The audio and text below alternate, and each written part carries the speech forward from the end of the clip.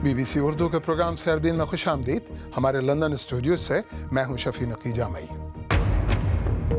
चित्राल के तकरीबन 5 लाख अफराद कुदरती आफात और ख़राब मौसम के सबब बाकी मुल्क से कट जाते हैं, मगर इलाके तक रसाई के लिए ज़ेर तामीर टनल अब भी मुसलसल ताख़ीर का शिकार।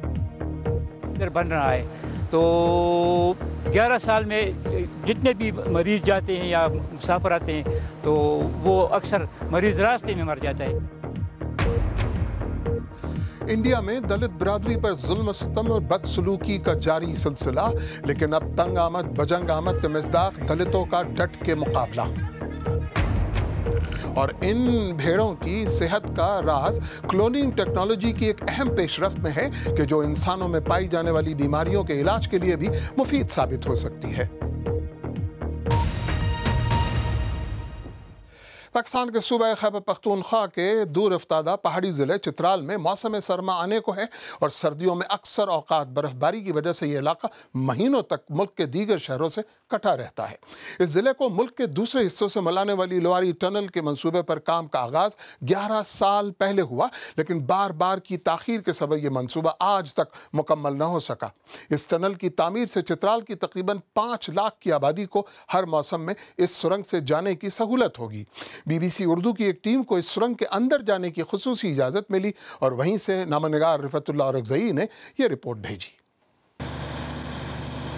चित्राल के आवाम के लिए एक सुहाने ख्वाब की हैसियत रखने वाली लोवारी टनल पर आजकल तामीराती काम जारी है।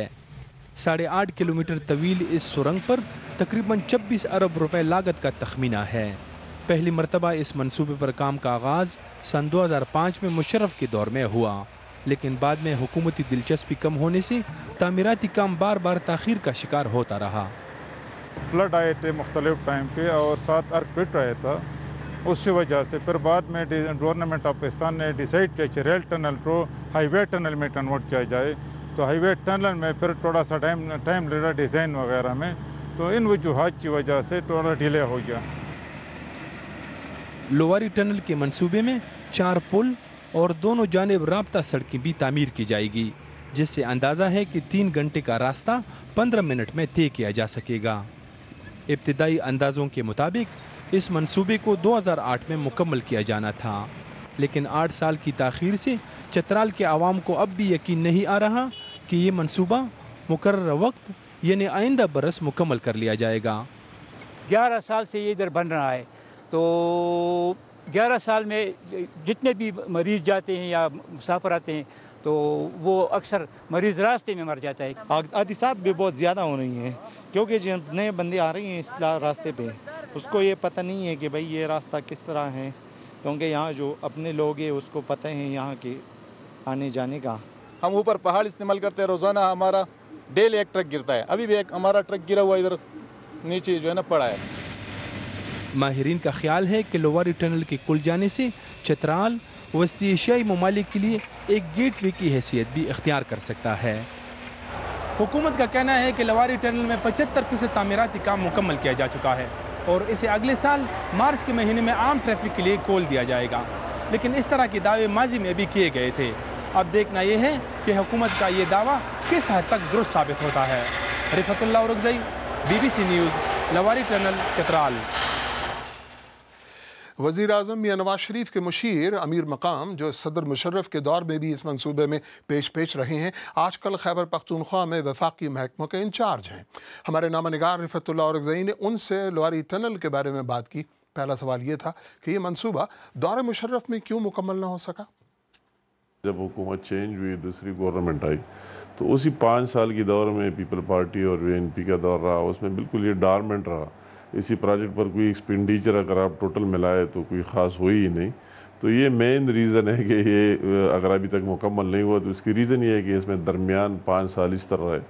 आपका बयान है कि ये मंसूबा जो है वो अगले साल दिसंबर की बजाय मार्च में मुकम्मल होगा, तो क्या आपको यकीन है, आप कॉन्फिडेंट है कि ये वाकई ये हतमी तारीख़ है? इंशाल्लाह मुझे यकीन है कि इंशाल्लाह अल्लाह ना करे कि और कोई इस तरह मुसीबत आ जाए, इंशाल्लाह कंप्लीट होगी। फंडिंग का जो सवाल है, सबसे बड़ा सवाल ये होता है फंडिंग का।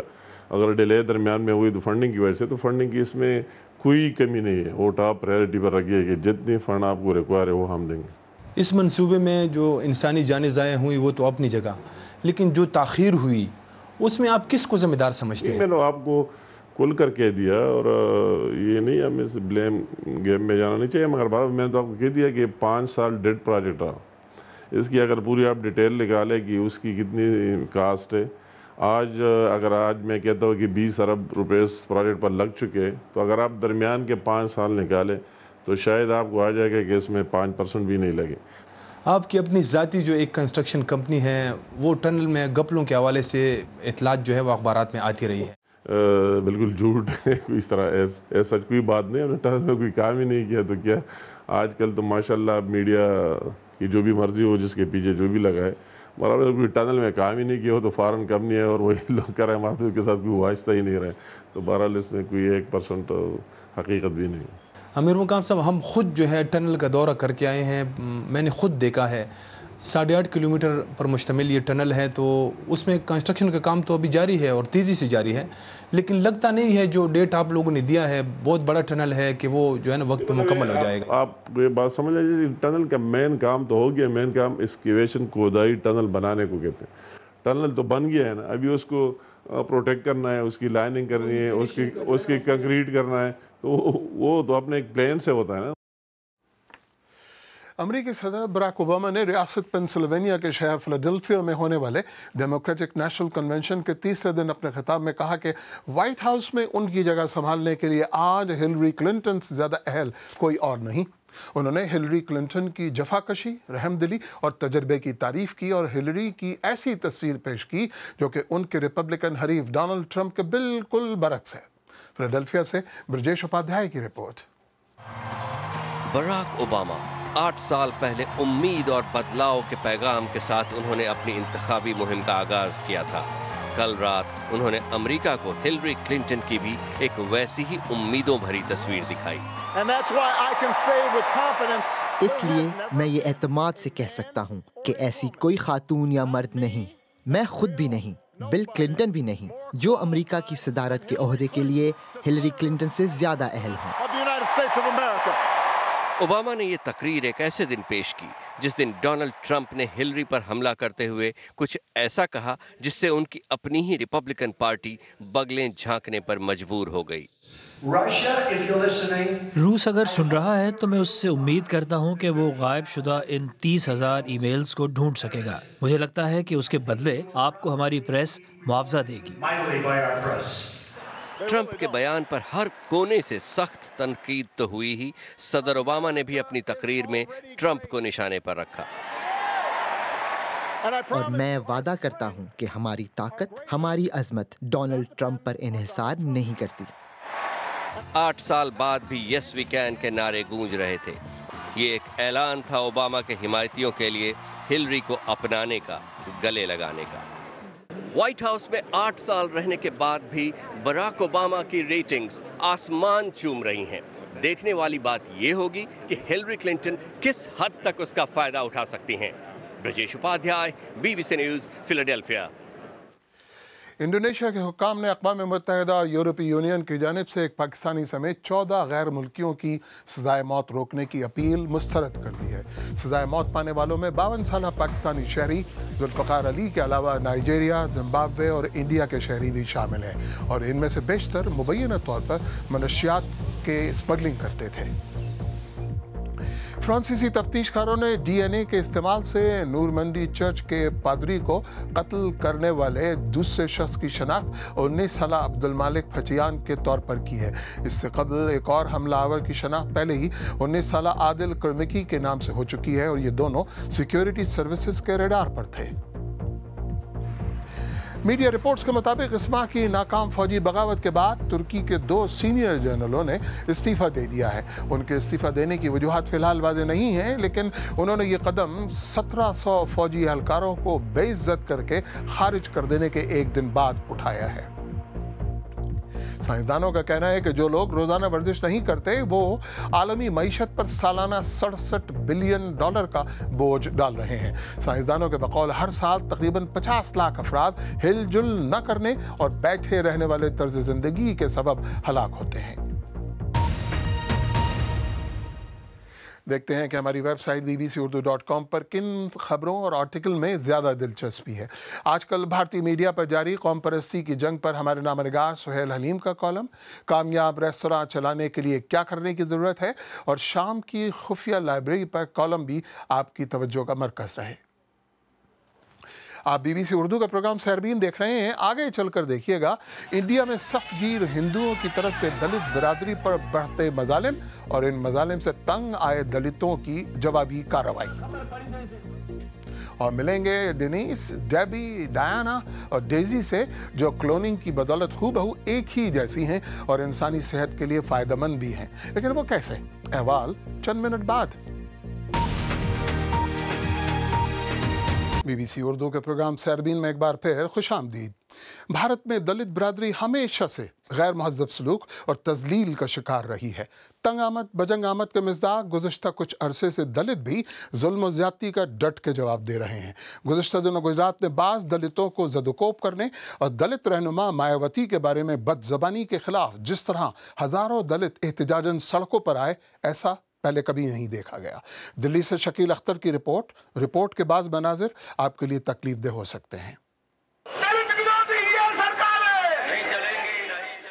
दलितों की इज्तिमाई ताकत का जबरदस्त मज़ाहिरा। ये मुजाहिरीन दलित रहनुमा मायावती के खिलाफ बीजेपी के एक लीडर के नाज़िबा बयान के खिलाफ लखनऊ में एहतजाज कर रहे थे। क्या हम किसी और लीडर को इन शब्दों से बोल सकते हैं? मायावती को ही क्यों बोल सकते हैं हम?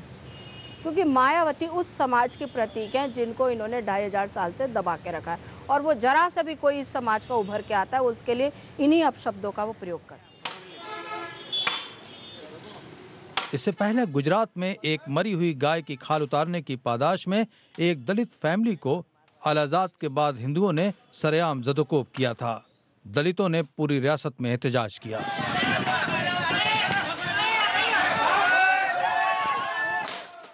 आलाजात के हिंदू गायों को मुकद्दस समझते हैं। मुर्दा गायें फेंक कर एहतजाज करने की जसारत किसी ने पहली बार की है। सारे गुजरात में अभी कोई भी मृत ढोर हो गए, गाय होगी, कुछ भी होगा तो उनकी कोई खाल भी नहीं उतारेगा, वो कोई उठाएगा भी नहीं, और ये सारा काम ये कहने वाला गौरक्षक करेगा। जब तक सूरज चांद रहेगा। कुछ अरसे से पूरे मुल्क में दलित तफरीक और मजालिम के खिलाफ पूरी शिद्दत से एहतजाज करने लगे हैं। देखिए, दलितों ने तो अपने आप को कभी हिंदुत्व का हिस्सा मानते नहीं है, क्योंकि दलितों को हमेशा से जो दलितों पे जिन्होंने अत्याचार किया है वो हिंदू धर्मी है। धर्म ने ही उनको दबा के रखा है, तो पूरी लड़ाई धर्म के खिलाफ है और ये विरोध हमेशा होता रहा है। भारत में दलितों की आबादी 16% है। सदियों की तफरीक से ऊपर लाने के लिए उन्हें पार्लियामेंट, असम्बलियों और तालीमी इदारों में रिजर्वेशन दिया गया है। मुझे लगता है 3 चीज़ें हैं। एक तो आपका भारतीय संविधान और उसका असर और आरक्षण, दूसरा मार्केट इकोनॉमी जिसने कि बहुत सारे फोर्सेस को अनलिश कर दिया है, और तीसरा सोशल मीडिया का आना। मुझे लगता है इन 3 चीज़ों को अगर जोड़ के देखेंगे तब हमें समझ में आएगा कि ये सब 2016 में क्यों हो रहा है। 65 बरस बाद पहली बार दलितों में एक ताकतवर तालीम याफ्ता मिडिल क्लास पैदा हुआ है। भारतीय जमहूरियत में वो मज़ीद तफरीक और आलाजात के हिंदुओं की बालादस्ती कबूल करने के लिए तैयार नहीं है। Shakeel Akhtar, BBC news, Delhi. आइए देखते हैं कि दलितों के मौजू पर सोशल मीडिया पर लोगों का क्या रद्द-ए-अमल है। रवि शंकर ने कहा, गाय का तहफ़्फ़ुज़ मुक़द्दस फ़रीज़ा है, लेकिन इंसानों का तहफ़्फ़ुज़ ख़्वाह वो दलित हों या कोई भी ज़ात या मज़हब, कहीं ज़्यादा मुक़द्दस है। वेंकटेश वरन ने कहा कि यह साफ ज़ाहिर है कि BJP की गाय को बचाने की कोशिशों के ख़िलाफ़ कई सियासी जमातें गंदी सियासत कर रही हैं। समरजीत राणावत मुंबई से कहते हैं कि किसी को परवाह नहीं, न सरकार न मीडिया, सब हिंदू मुसलमान और ज़ात पात की दौड़ में है। दौड़ो, लेकिन ये दौड़ पूरे भारत को खाना जंगी की तरफ लेकर जा रही है। शहाब उमर दिल्ली से कहते हैं, सिर्फ मुसलमानों को ही नहीं बल्कि छोटी ज़ात के दलित हिंदुओं को भी कट्टर इंतहा पसंद हिंदू निशाना बना रहे हैं। जानवरों की क्लोनिंग के लिए इस्तेमाल होने वाली टेक्नोलॉजी को इंसानों में पाई जाने वाली बाज़ बीमारियों के इलाज के लिए भी इस्तेमाल किया जा सकेगा। माजी में क्लोनिंग से पैदा होने वाली एक भेड़ में बुढ़ापे के आसार क़ब्ल वक्त ज़ाहिर होने के सबब साइंसदानों को खदशा था कि इस टेक्नोलॉजी का इस्तेमाल गैर महफूज हो सकता है, लेकिन आखिर ऐसा क्या हुआ कि साइंसदान इस नतीजे पर पहुँचे कि ये टेक्नोलॉजी अब इंसानों के इलाज के लिए मुफीद हो सकती है। तफसील के साथ नुसरत जहाँ। ये डेनिस, डेबी, डियाना और डेजी हैं। ये क्लोन्स हैं और अपनी ज़िंदगी के आखिरी मराहिल में हैं, लेकिन अहम बात यह है कि ये बहुत सेहतमंद हैं। इनकी अच्छी सेहत साइंसी और अखलाकी बुनियादों पर किए जाने वाले एतराज़ात का जवाब बनी। ये भेड़ें उसी सेल से क्लोन की गई जिससे 20 साल कबल साइंस की दुनिया में पहली बार क्लोन की जाने वाली मशहूर भेड़ डॉली द शीप पैदा हुई थी। मगर ये भेड़ कम उम्र ही में अधेड़ उम्र के अमराज में मुब्तला होकर मर गई, जिसने कई सवालों को जन्म दिया। डॉली को कम उम्र में कुछ ऐसी बीमारियां हुईं जिनमें ऑस्टियोआर्थराइटिस भी शामिल है और खदशात थे कि आम भेड़ों की निस्बत ये जिस्मानी तौर पर बहुत जल्दी बूढ़ी होगी। मगर पिछले कुछ सालों में क्लोनिंग की टेक्निक में बेहतरी आई और ये पहले से ज़्यादा मौसम है।